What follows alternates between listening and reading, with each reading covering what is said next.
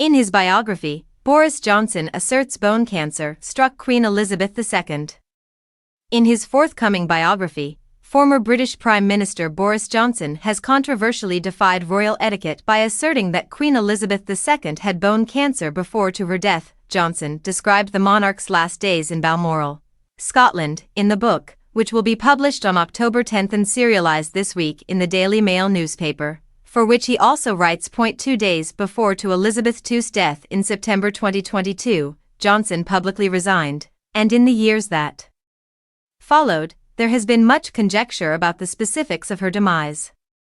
Her doctors were concerned that she might suddenly go into a severe decline, and I had known for a year or more that she had a type of bone cancer, he wrote in the passage. Johnson's story is the first time a former high-ranking government official has publicly speculated on the Queen's possible cause of death. Her death certificate lists it as old age. Johnson is not the first Prime Minister to write an autobiography in which he recalls his life, his tenure in government, and his relationships with the late Queen.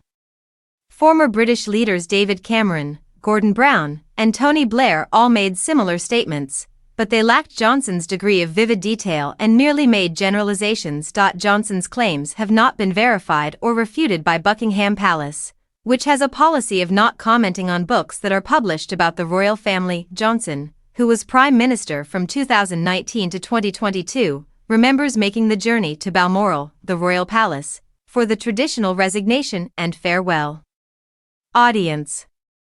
When he first arrived, he recalls being met by Edward Young, the Queen's confidential secretary, who implied to him that she had become much worse throughout the summer.